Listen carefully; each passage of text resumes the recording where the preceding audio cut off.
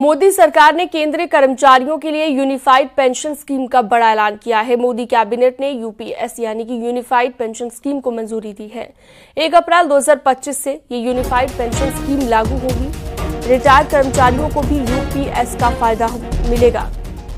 25 साल तक काम करने वालों को पूरी पेंशन दी जाएगी। खास बात यह है कि जो लोग 2004 से मार्च 2025 तक रिटायर हुए हैं, उन्हें भी इस पेंशन स्कीम का लाभ मिलेगा। साथ ही उन्हें ब्याज के साथ एरियर भी मिलेगा।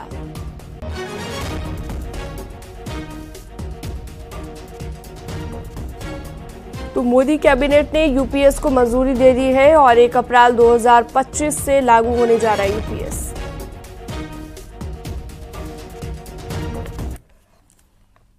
आज यूनिफाइड पेंशन स्कीम अप्रूव हुई है।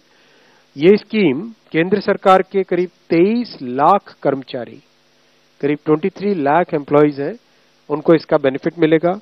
ऑप्शन रहेगा, कोई अगर एनपीएस में रहना चाहे तो एनपीएस में रह सकता है, यूपीएस में ऑप्ट करना चाहे, which is naturally a very attractive scheme, तो उसमें ऑप्ट कर सकता है। प्लस राज्य सरकारें अगर इसी फ्रेमवर्क को, इसी आर्किटेक्चर को यूज करना चाहे तो राज्य सरकारें भी इस आर्किटेक्चर को यूज कर सकती है। अगर राज्य सरकार के कर्मचारी भी इसमें शामिल होते हैं तो करीब 90 लाख के आसपास टोटल कर्मचारी इसका बेनिफिट मिलेगा। 50% अश्योर्ड पेंशन, ये इस यूपीएस का सबसे पहला पिलर है। इसकी डिटेलिंग देखनी चाहिए हमें। जो ये अमाउंट मिलेगा वो रिटायरमेंट से पहले के 12 महीनों की एवरेज बेसिक पे का 50% होगा। और इस फुल पेंशन के लिए जो क्वालिफाइंग सर्विस रहेगी वो रहेगी 25 इयर्स, यानी 25 वर्ष तक अगर किसी ने काम किया है, सेवा की है, तो उसको फुल पेंशन यानी जो ये अश्योर्ड पेंशन का अमाउंट है वो मिलेगा। 25 साल से अगर कम है लेकिन 10 साल से ज्यादा है तो उसमें प्रोपोर्शनेट पेंशन रहेगी, प्रो रेटा वो पेंशन का अमाउंट बनेगा।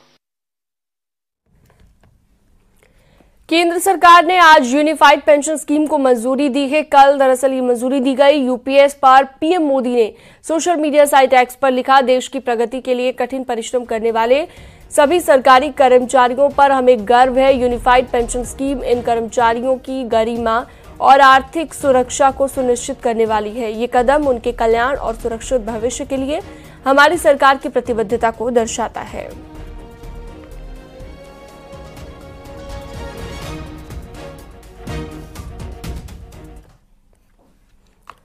मुख्यमंत्री योगी आदित्यनाथ ने यूनिफाइड पेंशन स्कीम का स्वागत किया है और उन्होंने लिखा कि आज केंद्रीय मंत्रिमंडल द्वारा यूनिफाइड पेंशन स्कीम को मंजूरी दे दी गई है, जो कि अभिनंदनीय है। केंद्र सरकार के लाखों कर्मचारियों को ये लाभान्वित करता युगांतरकारी निर्णय उनके जीवन में आर्थिक सुरक्षा और सुखद भविष्य की सुनिश्चितता का एक नया सूर्योदय लेकर आया है। पीएम मोदी का आभार उन्होंने जताया है।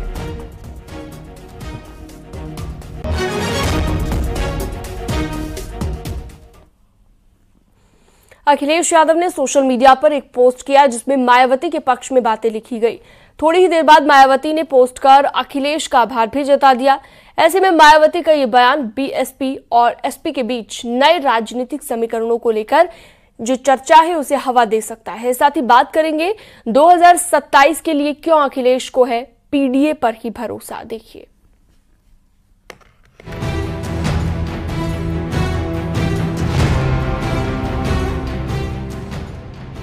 बीएसपी सुप्रीमो मायावती ने एसपी के अध्यक्ष अखिलेश यादव का आभार जताया है। दरअसल मथुरा के बीजेपी विधायक के जरिए मायावती पर लगाए गए आरोपों के बाद अखिलेश यादव ने बीजेपी के विधायक को जवाब दिया था।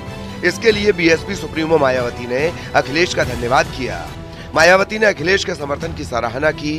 अखिलेश ने सोशल मीडिया पर अपने पोस्ट में लिखा था, बीजेपी विधायक ने पूर्व महिला सीएम के लिए अभद्र शब्द कहे। ये दर्शाता है कि बीजेपी के मन में महिलाओं के लिए कितना सम्मान है। खास तौर से वंचित शोषित समाज से आने वालों के लिए कितनी कटुता भरी है।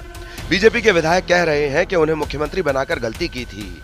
पूर्व महिला सीएम पर किस आधार पर भ्रष्टाचार के आरोप लगाए। अखिलेश के सोशल मीडिया पर किए गए इस पोस्ट के बाद मायावती ने भी अखिलेश की तारीफ करते हुए उन्हें आभार जता दिया। उन्होंने अपने पोस्ट में लिखा, एसपी मुखिया ने बीजेपी विधायक को जवाब दिया। बीजेपी विधायक को उनके गलत आरोपों का जवाब दिया। बीएसपी प्रमुख के ईमानदार होने के बारे में सच्चाई को माना। इसके लिए बहुजन समाज पार्टी उनकी आभारी है। मायावती का यह बयान बीएसपी और एसपी के बीच राजनीतिक समीकरणों को लेकर चर्चाओं को हवा दे सकता है। दोनों पार्टियां कई मुद्दों पर एक दूसरे की विरोधी रही हैं। लेकिन इस मामले में अखिलेश यादव का मायावती के समर्थन में खड़े होना नए संकेत देता है। यूपी में 10 विधानसभा सीट पर उपचुनाव होने वाले हैं, जिसमें पहली बार मायावती ने उपचुनाव लड़ने का ऐलान किया है। ऐसे में मायावती का एसपी के लिए नर्म रुख क्या नए समीकरण की ओर इशारा कर रहा है, ये देखना दिलचस्प होगा। यूपी में उपचुनाव के साथ ही अखिलेश यादव की नजर अब 2027 में होने वाले उत्तर प्रदेश विधानसभा चुनाव पर है, जिसकी रणनीति पर अभी से काम करना शुरू कर दिया गया है। एसपी अध्यक्ष ने विधानसभा चुनाव में 300 पार का लक्ष्य तय किया है। पार्टी मुस्लिम और यादव की जगह पीडीए के फॉर्मूले पर आगे बढ़ेगी। समाजवादी पार्टी सब जात धर्म की पार्टी है। समाजवाद का मतलब होता है सबको साथ लेके चलना और संविधान और लोकतंत्र के हिसाब से ऐसी नीतियां बनाना कि गरीब और कमज़ोर वर्गों को ज़्यादा हिस्सा मिले, हक मिले, सम्मान मिले और इस तरीके से जो इतिहास में कुछ ऊंच नीच हुई है वो दूर करके बराबरी पे आधारित समाज बना सकें।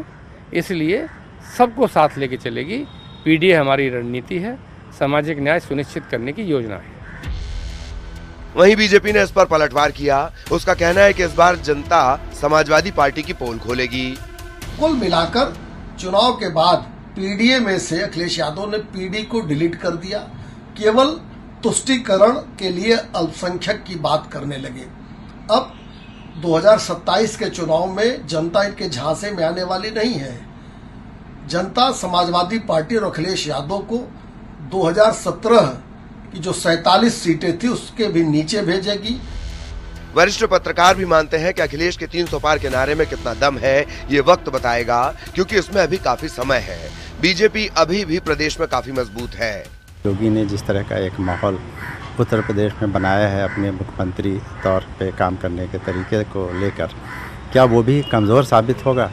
तो मुझे लगता है ये अखिलेश यादव की ओर से समाजवादी पार्टी के कार्यकर्ताओं और नेताओं को उत्साहित करने का एक नारा है कि अब की बात 300 पार उत्तर प्रदेश में वो करेंगे। लेकिन जो ग्राउंड रियलिटीज़ हैं, कांग्रेस के साथ क्या समीकरण बैठेगा ये भी देखना बाकी है। 2027 के विधानसभा चुनाव में वैसे तो अभी समय है, लेकिन लोकसभा चुनाव के नतीजों के बाद समाजवादी पार्टी चाहती है कि 2027 के विधानसभा चुनाव में भी उसका प्रदर्शन बेहतर हो। न्यूज़ 18 के लिए ब्यूरो रिपोर्ट।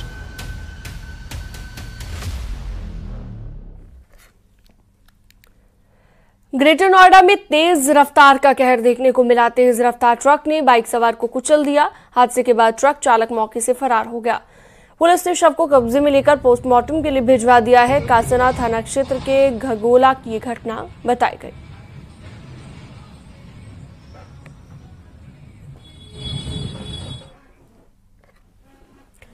फतेहपुर में बेकाबू ट्रक ने सामने से आ रही बाइक को टक्कर मार दी और इस हादसे में एक युवक की मौत हो गई, जबकि दूसरा घायल हो गया। सूचना के बाद पहुंची पुलिस ने शव को कब्जे में लेकर पोस्टमार्टम के लिए भिजवा दिया है और घायल को अस्पताल में पहुंचाया है। घटना ललौली थाना क्षेत्र के दत्तौली पुल के पास की बताई गई।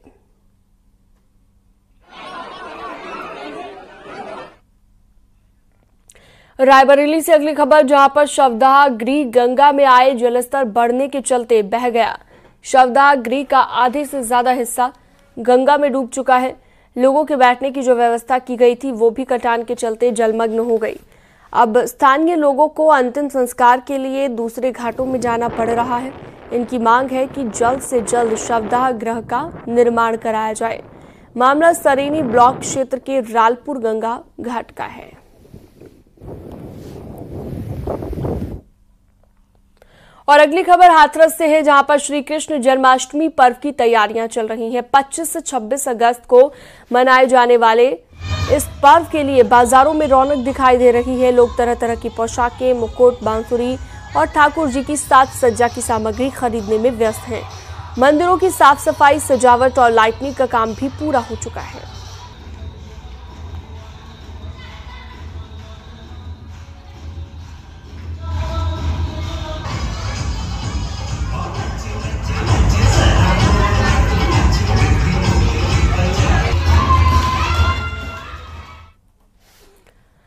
बिजनौर से खबर है, जहां पर स्कूल की मुस्लिम टीचर पर आरोप है कि वो स्कूल आने वाले हिंदू बच्चों को तिलक ना लगाने को कहती है, यानी कि तिलक लगाने को मना करती है और मुस्लिम बच्चों को टोपी लगाने को कहती है।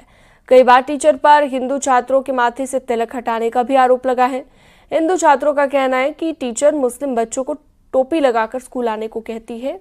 मामला भनेड़ा गांव के उच्च माध्यमिक स्कूल का है। स्कूल के प्रधानाचार्य ने बताया कि उनको मीडिया के जरिए ये जानकारी मिली। इस मामले में बीएसए ने बताया कि मामले की जांच तत्काल प्रभाव से एबीएसए को सौंपी गई है। जो मुस्लिम टीचर है तन्वी राय साहब, तो वो बच्चों को तिलक लगाने से मना करते, तो उन बच्चों ने जो घर जाकर वो शिकायत की, फिर जो है यहाँ अभी परसों तक जो है 21 तारीख को कुछ मीडिया वाले भी आए यहाँ पर, उनसे बातचीत हुई। उनको इसमें जो हमारे हिंदू छात्र हैं उनको तिलक लगाने से मना किया जा रहा है और इसमें मैंने खंड शिक्षा अधिकारी को निर्देश दिया है कि जांच कर